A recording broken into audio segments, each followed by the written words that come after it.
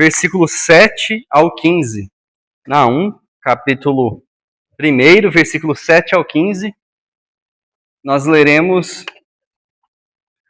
esse texto. Peço para os irmãos acompanhem.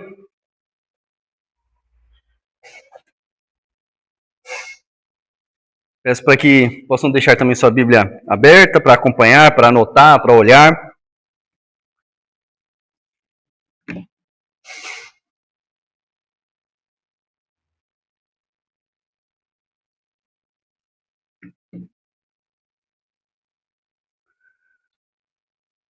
O tema da nossa meditação desta noite é: o Senhor é refúgio para o seu povo e juízo para os seus inimigos. O Senhor é refúgio para o seu povo e juízo para os seus inimigos. Naum, capítulo 1, versículo 7 até o versículo 15. Os irmãos vão notar que esse último cântico, né? Não o hino, né? O último cântico mesmo é Meu Abrigo, ele é composto nesse versículo aqui, o versículo 7.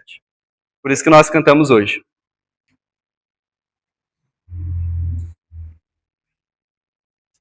Diz assim a palavra do Senhor, Naum, capítulo 1, versículo 7 ao versículo 15.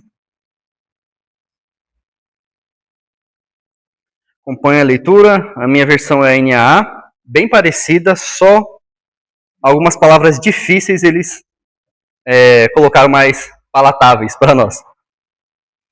Diz assim a palavra do Senhor: o Senhor é bom, é fortaleza no dia da angústia, e conhece os que nele se refugiam. Mas, com inundação transbordante, acabará de uma vez com o lugar dessa cidade. Com trevas, o Senhor perseguirá os seus inimigos. O que é que vocês estão planejando contra o Senhor? Ele mesmo os consumirá completamente. A angústia não se levantará duas vezes. Porque, ainda que eles se entrelacem com os espinhos e se saturem de vinho como bêbados, serão inteiramente consumidos como palha seca. De você, Nínive, saiu um que planeja o mal contra o Senhor, alguém que aconselha a maldade. Assim diz o Senhor: por mais seguros que estejam e por mais numerosos que eles sejam, ainda assim serão exterminados e passarão. Meu povo, embora eu tenha afligido, não afligirei mais. Quebrarei o jugo deles, que pesa sobre você, e romperei os laços que o prendem. Porém, contra você, a Síria, o Senhor deu ordem para que não haja posteridade que leve o seu nome do templo dos seus deuses. Exterminarei as imagens de escultura e de fundição. Farei a sua sepultura, porque você é desprezível. Eis sobre os montes os pés do que anuncia boas novas, do que anuncia paz. Celebre as suas festas, ó Judá. Cumpra os seus votos, porque o ímpio não mais passará por você. Ele foi inteiramente exterminado. Essa é a palavra do Senhor. Nós, então, hoje, essa noite, nós encerraremos o capítulo 1. Vamos orar então, irmãos, para a gente pedir a orientação do nosso Senhor para esse momento. Ó Deus, mais uma vez sua palavra foi lida e pedimos ao Pai que o Senhor trabalhe no nosso coração para compreender, ó Pai, a sua palavra e que ela possa, ó Deus, através do Santo Espírito que está aqui, que habita em nosso coração, possa aplicar essas verdades no nosso coração. Tenha misericórdia, ó Pai, de mim, de cada irmão aqui, pois nós todos precisamos ouvir a sua palavra e compreendê-la, ó Pai. Pedimos isso em nome de Jesus. Amém e amém. Irmãos, como nós vimos, o livro do profeta Naum é uma mensagem bem dirigida à cidade de Nínive. Uma cidade que anos antes, a gente, segundo os estudiosos, 130, 150 anos antes, o profeta Jonas foi para lá. E foi contra a própria vontade, mas ele foi, o Senhor fez, o Deus soberano fez ele entender que era necessário ele ir para aquela cidade difícil, uma cidade que era terrível, não conhecia, não adorava o único e verdadeiro Deus, mas usou a pregação, embora curta, bem curta, de Jonas, para que aquele povo ouvisse e se arrependesse. Infelizmente, aquele povo ouviu e se arrependeu de forma temporária. Talvez aquela região, aquele povo ali, aquela primeira geração, de fato, mudou a sua forma de pensar, mudou de fato o seu coração, continuou adorando o Senhor, mas de alguma forma, alguma coisa aconteceu. Não sei se é prioridade, não sei se alguma coisa aconteceu que aquele povo parou então de buscar o Senhor e voltou tudo os seus caminhos terríveis, como arrogância e maldade. Então, do versículo 1 ao versículo 6, nós vimos isso, que aquele povo era mau, aquele povo era arrogante, aquele povo se achava de fato os maiorais. Eles estavam e voltaram a afligir o povo de Deus, o povo de Judá.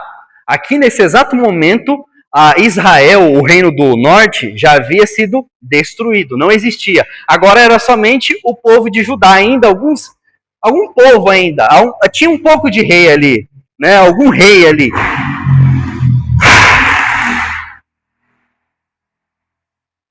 E diante disso, irmãos, nós vimos aqui que esse povo, eles vinham então com muito medo, com muita opressão. Pensa só você, né? Você sabendo de um povo, sabendo de uma opressão, de alguma coisa acontecendo na sua vida, com certeza você vai ficar pensando, analisando isso e com medo, vivendo, né? Não vai conseguir às vezes nem dormir direito, comer direito, fazer as coisas, sempre o tempo todo com medo.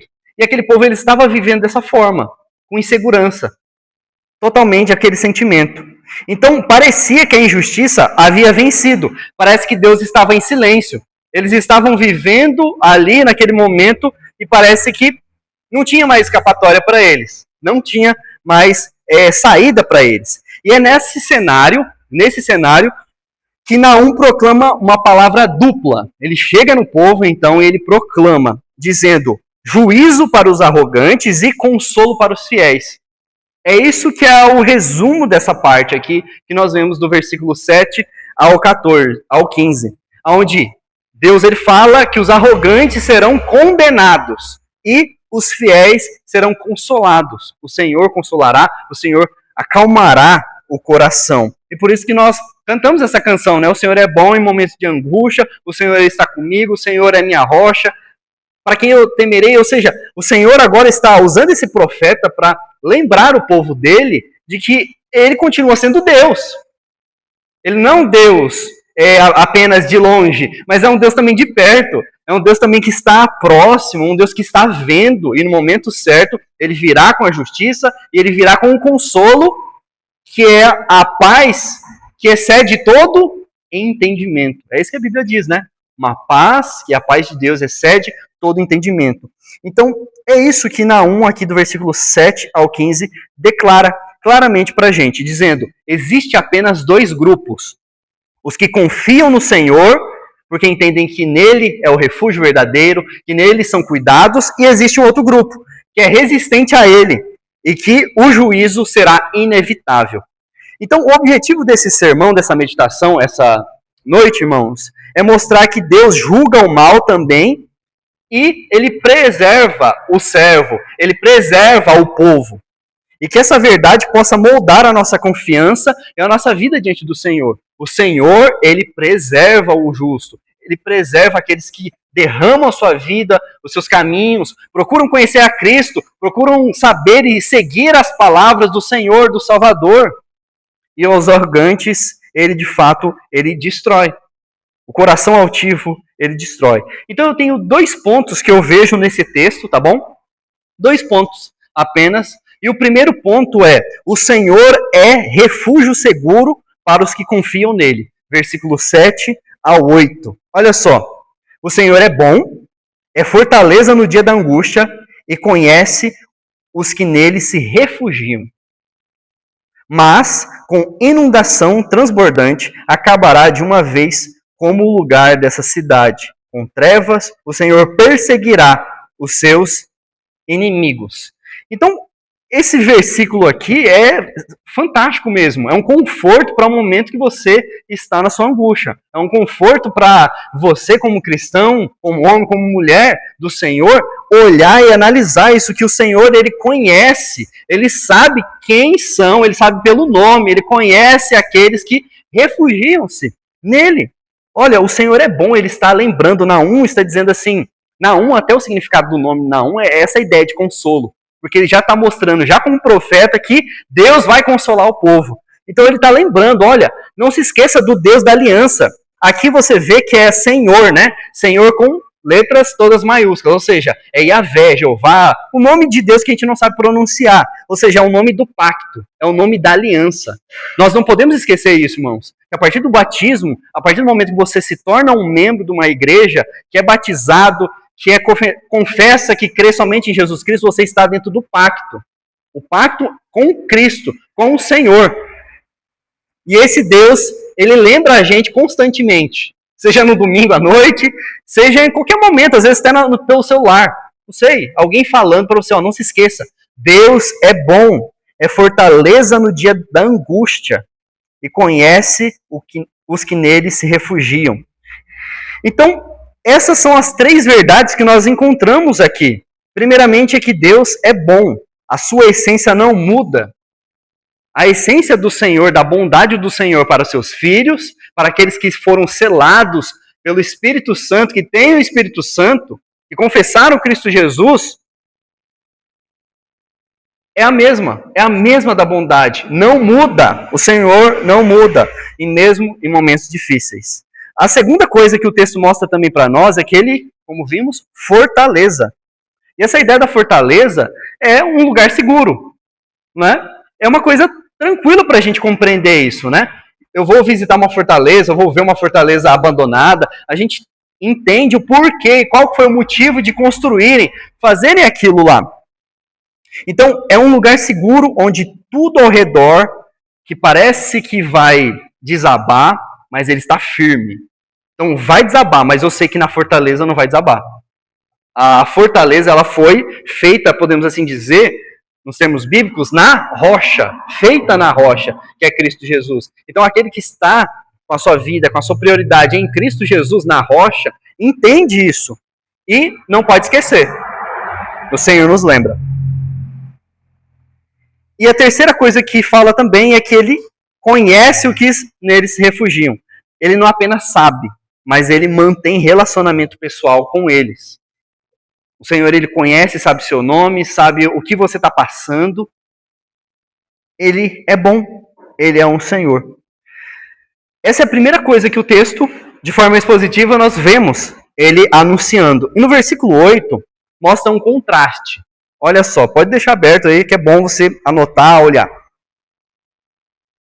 Enquanto aqui a gente vê no versículo 8, que no versículo 7, né, que aqueles que confiam no Senhor, Deus sabe o nome, Deus ele está cuidando, Deus está fazendo assim, olhando mesmo e começando a trabalhar no coração, né, ou seja, aqueles que confiam no Senhor são preservados, os seus inimigos aqui no versículo 8 fala que são consumidos por uma inundação impetuosa. Então aqui, irmãos, a gente vê que essa é a declaração que Naum ele faz para o povo de Deus. Ele, como povo de Deus, pertencente ao povo de Deus, ele fala isso, lembra do consolo e também ele fala o juízo.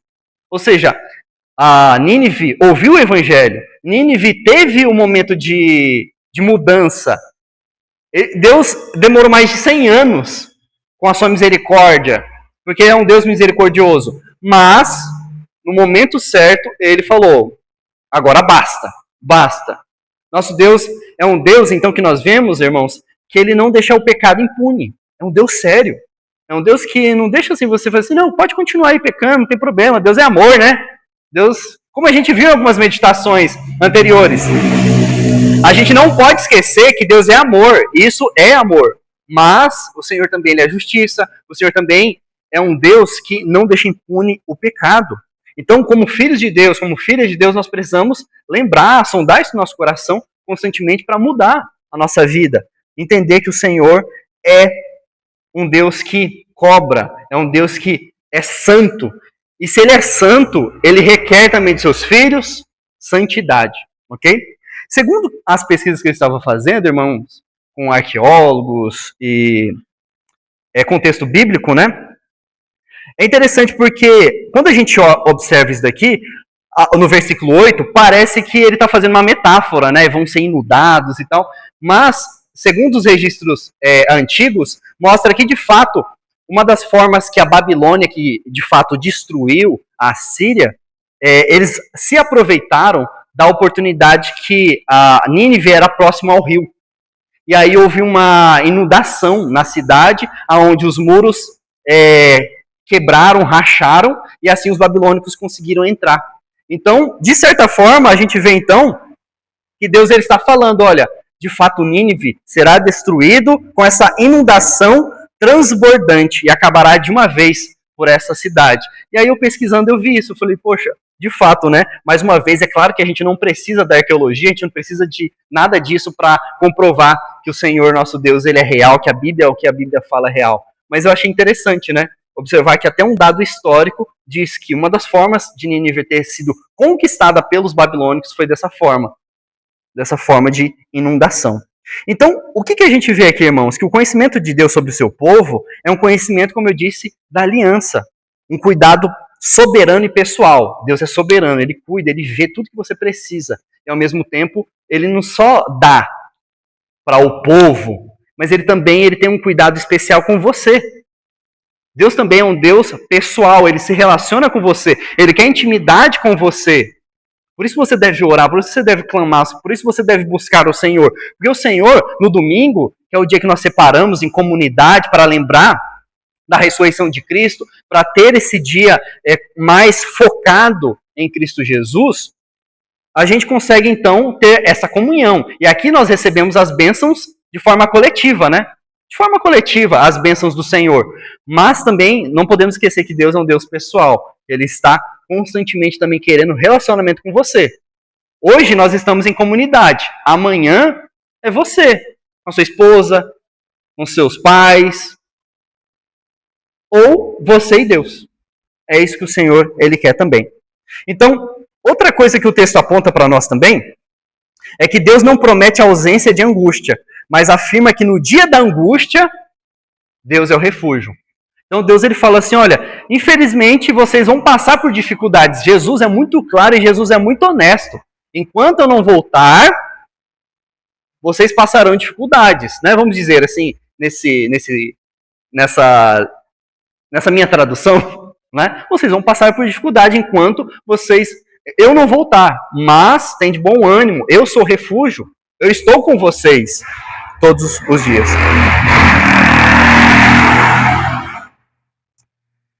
Como nós podemos, então, aplicar isso para a nossa vida? O que esses dois versículos aqui, eles nos ensinam, irmãos? Ele me trouxe uma reflexão do seguinte modo. Muitos crentes, hoje em dia, às vezes você, nesse momento, vive como se Deus fosse apenas uma ideia. Eu tenho essa ideia. Não, eu sei que Deus é Deus, né? Eu sei que Deus existe. Mas parece que a sua prática, a sua vivência no dia a dia, de segunda a segunda, parece que Deus não é de fato Deus. É apenas uma ideia. Que parece que Deus não é apenas o Senhor, de fato, o refúgio da sua vida, mas é apenas uma ideia. Então, irmãos, precisamos correr mesmo, longe de estratégias humanas. Correr da ansiedade, de ter essa ideia de autossuficiência. Antes de tudo, precisamos buscar a Deus. Não é errado você buscar estratégia. Não é isso que eu estou querendo dizer. Buscar estratégia, ver qual que será que é a melhor ideia para eu conseguir mudar isso da minha vida, para endireitar a minha vida, endireitar a minha casa, arrumar. Mas antes de tudo, lembre-se que você tem um refúgio verdadeiro.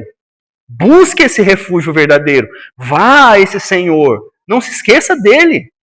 Antes de ir estratégia, antes de ir na farmácia, antes de ir no médico, clame o médico dos médicos. Fale com o Senhor. O Senhor é o refúgio em dias de tribulação.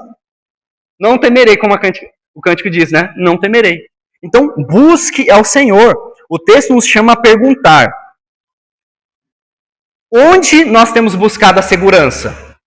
Onde e em que recursos você tem buscado? Você tem buscado o recurso humano ou o recurso do Senhor?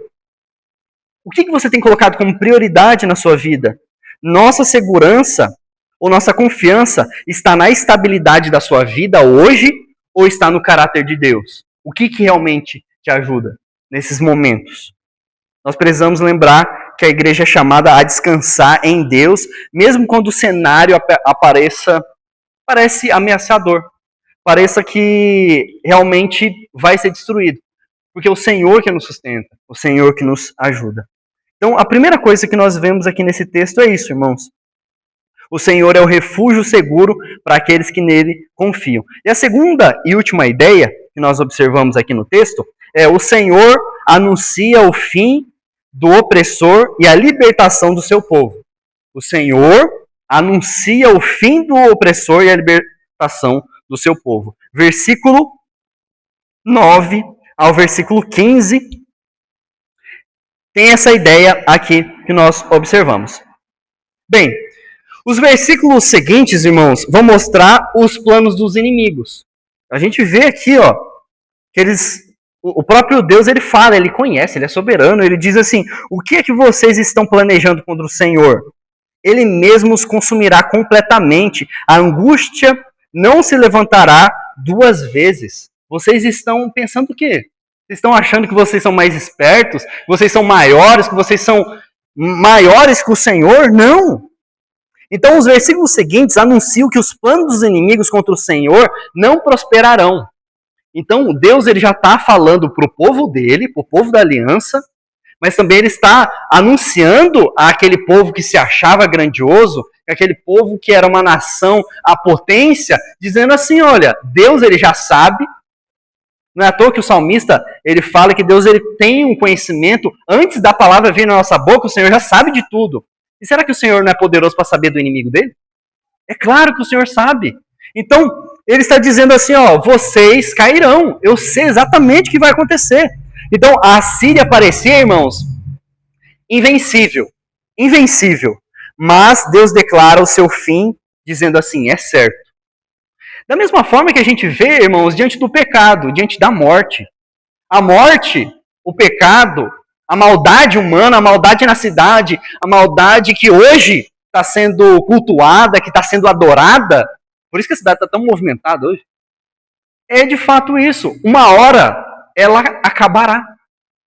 Uma hora não existirá. O Senhor é poderoso, o Senhor vê tudo que é mal que você faz e que o mundo faz também. E Cristo diz, uma hora acabará. Quando Cristo voltar. O que o Senhor quer e requer de nós? Que permaneçamos firmes, fiéis a esse propósito, sabendo que o Senhor voltará. Então, como eu vou viver? Então, é porque eu estou sendo ameaçado, então que eu vou abrir mão do meu ideal? É porque eu estou sendo ameaçado, então que eu devo então tentar fazer alguma coisa para dar certo? Não! Eu não devo temer, o Senhor é meu refúgio, Ele vai me ajudar. Então, o versículo 12, ele diz assim: assim diz o Senhor, por mais seguro que estejam e por mais numerosos que eles sejam, ainda assim serão exterminados e passarão. Meu povo, embora eu o tenha afligido, não afligirei mais. O versículo 12 promete que o sofrimento do povo terá limite. É claro que quando nós olhamos aqui, a gente até parece que Judá é um pobrezinho, né? É tudo certinho, eles nunca fizeram nada de errado. Até o momento que eles viveram e foram afligidos, o Senhor estava disciplinando eles. Disciplinando eles diante da culpa, diante do erro deles, diante das coisas que eles não estavam por não colocar o Senhor como prioridade, por não buscar o Senhor. Mas o Senhor, Ele diz para eles, bem, eu também sei que vocês estão sofrendo coisa que não deveriam sofrer. Vocês estão sofrendo apenas porque vocês são o meu povo. E aqueles que de fato buscam, e por amor, aquele povo que de fato são os remanescentes, né? De fato, aquele povo da nação ali que são fiéis. O Senhor, Ele então diz, olha, eu sei que vocês sofreram. Eu sei, mas Não vou mais afligir vocês. Não vou mais deixar que isso aconteça. Então, o texto, ele vai caminhando para isso, mostrando, olha, os inimigos cairão. Eles acham que eles estão no topo. Acham que eles têm todo o planejamento arquitetado para destruir o meu povo. Mas eles não destruirão. Não destruirão. E aí ele fala para o povo, olha, eu sei que vocês sofreram, mas vocês não vão sofrer mais. E aí o texto culmina no versículo 15, com essa imagem poderosa. Eis sobre os montes os pés do que anuncia boas novas, do que anuncia paz. Celebre as suas festas, ó Judá. Cumpra os seus votos, porque o ímpio não mais passará por você. Ele foi inteiramente exterminado. Então aqui vemos, irmãos, a soberania de Deus na história. Você vai estudar a história antiga, você vê os reinos caínos, né? E eles tentam falar, é porque um rei descobriu uma tecnologia diferente, aconteceu alguma coisa. Só que quando nós olhamos para a Bíblia, a gente percebe de fato o que aconteceu. Não foi coisinha humana, foi o próprio Deus movimentando e dirigindo a história. Você quer conhecer a história verdadeira? É bom você estudar a história, não estou dizendo isso. Mas você quer conhecer todos os lados, a história verdadeira? Olhe para a Bíblia. Conheça, leia a palavra de Deus, porque de fato você vai ver um Deus soberano, um Deus que está na história. Então, impérios a gente sempre viu, subindo e caindo. Hoje acontece a mesma coisa também. Mas nenhum poder humano pode resistir ao decreto divino. Então, essa linguagem aqui, irmãos, das boas novas, aponta, além do contexto aqui imediato, encontra o seu cumprimento pleno, obviamente, em Cristo. Aquele que vai trazer, e já tem trazido a nós, uma paz definitiva. De fato, irmão, o que você sofre, o que você já passou, somente você vai conseguir compreender em Cristo Jesus. Uma pessoa que não tem Cristo, uma pessoa que não conhece o Senhor, não teve esse relacionamento com o Senhor, não buscou esse relacionamento, não vai entender direito o que é essa paz. Mas a gente sabe que essa paz é plena. E ela existe ainda hoje, mesmo em momentos de dificuldade, por causa de Cristo. É Cristo que nos sustenta, e isso está cumprido em Cristo Jesus. Então, o juízo sobre Nínive antecipa o juízo final. Aqui a gente está vendo aqui, ó, da mesma forma que Deus não deixou impune Nínive, o Senhor está falando para nós também, aponta para nós também que ele voltará e ele não deixará impune. Ele vai fazer um juízo que não vai ser algo que vai acontecer futuramente, não, vai ser final. Enquanto o anúncio de paz aponta para o Evangelho. Então esse versículo aqui, 15, ele aponta isso, dizendo, olha, virá um juízo, só que esse juízo aqui é parcial, obviamente, mas virá também o juízo final, e esse anúncio da paz é o Evangelho. É o Evangelho de Cristo Jesus. Então a mensagem é clara, Deus não permitirá que o mal tenha a última palavra. E isso acontece hoje, irmãos. O mal não terá a última palavra. Ele acha que ele tem a última palavra na sua vida, mas ele não terá isso. Então, irmãos, o que nós podemos aplicar isso para a nossa vida também? A igreja frequentemente se sente às vezes pequena diante de dificuldades. Vem uma dificuldade grandiosa na igreja, doenças, o que for, a gente se sente pequeno, fala assim, poxa, e aí? Ou até mesmo as opressões do mundo, as coisas que o mundo faz e tenta forçar a igreja, como ideologias, pressões culturais, injustiças. Mas Naum lembra a gente aqui, irmãos, que Deus continua governando. Então devemos lembrar o que para a nossa vida? Que o mal tem prazo de validade diante de Deus. Da mesma forma que um alimento tem, o mal também, diante do Senhor, diante da soberania dele, tem prazo de validade. Então coloque isso no seu coração e tenha paz. Outra verdade, a fidelidade da igreja não depende de poder, mas da promessa divina. Não é vendo e ao ver coisas miraculosas que eu devo então falar, essa igreja é poderosa. Mas eu devo olhar e falar assim, antes de tudo, antes de tudo, olhar se essa igreja é fiel. Será que eu estou sendo fiel ao Senhor? Porque antes de coisas miraculosas, eu preciso realmente ver se a igreja é fiel. É isso que vai sustentar a igreja. É isso que vai sustentar a igreja. Porque quando acabar o poder, as pessoas vão embora, né? Não tem mais o que entreter. Mas a fidelidade, a busca pela palavra, é isso que nos garante firmes nas raízes com o Senhor.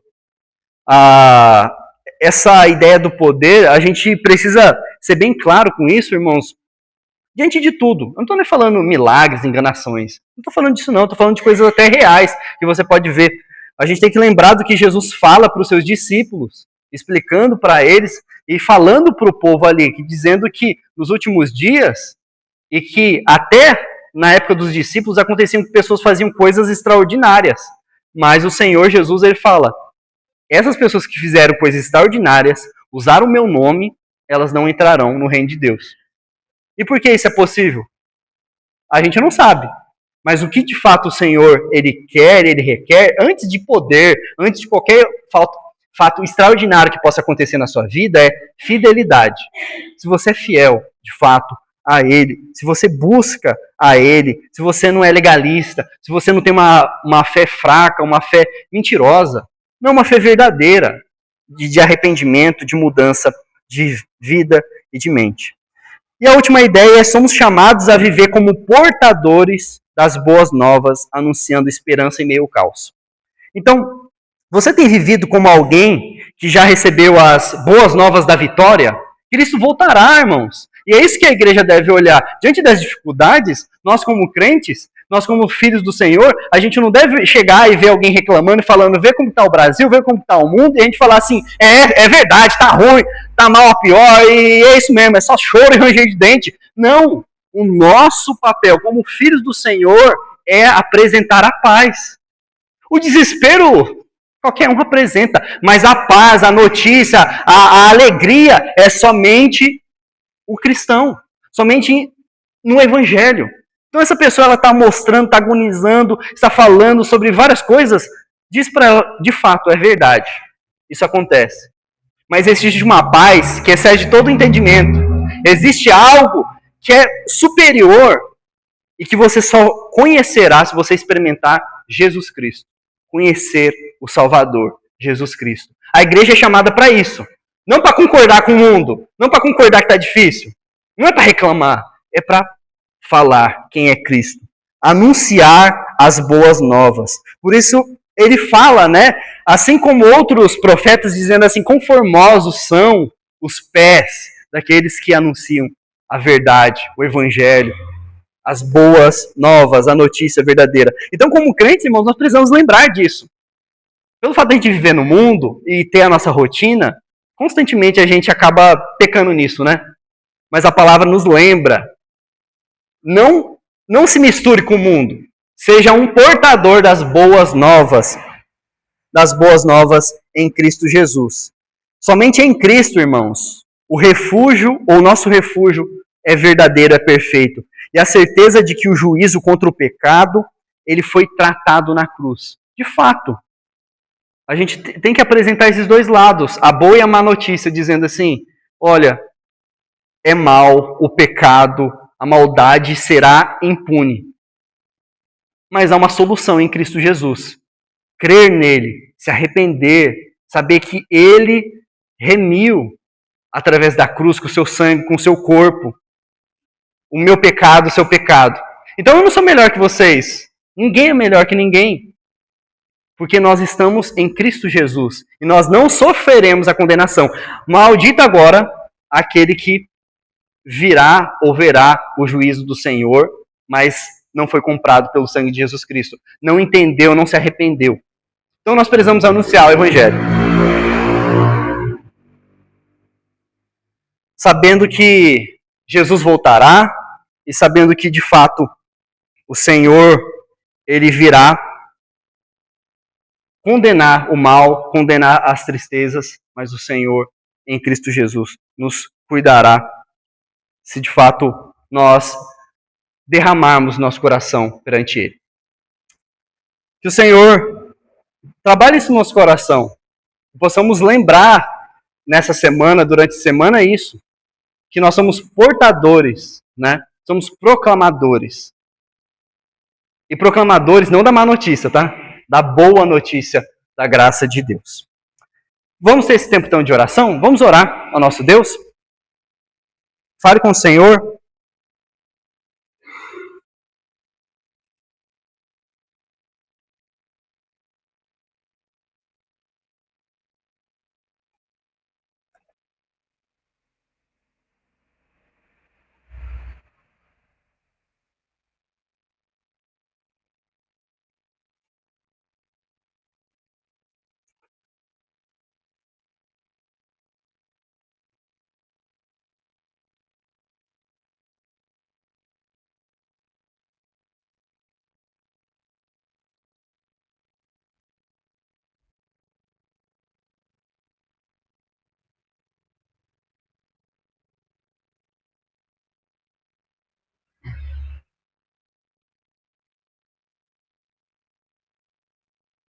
Ó Senhor, nós nos colocamos diante de Ti, ó Pai, de forma humilde, clamando ao Senhor, para que o Senhor, ó Deus, possa ouvir a nossa oração, por intermédio de Cristo Jesus, ó Pai, sabendo que o que nós pedimos, ó Pai, muitas vezes não é correto, às vezes a gente não sabe nem orar como convém, mas através do Espírito Santo, ó Pai, em seus gemidos inexprimíveis, nós sabemos que nós temos essa segurança de orar, de saber que o Senhor ouve a nossa oração, que o Senhor é o verdadeiro refúgio, ó Pai. Então, coloque isso no nosso coração. Eu peço, ó Deus, em nome de Jesus, coloque isso no nosso coração, essas verdades eternas de que o Senhor é o nosso refúgio, que o Senhor é bom, que o Senhor, Ele vê, que o Senhor quer um compromisso, que o Senhor, em Cristo Jesus, quer esse relacionamento, ó Pai, pessoal. Como filhos do Senhor, nós precisamos, ó Pai, buscar isso constantemente. Coloque isso no nosso coração, nos dê esse entendimento, ó Pai. Perdoa as nossas faltas, ó Pai.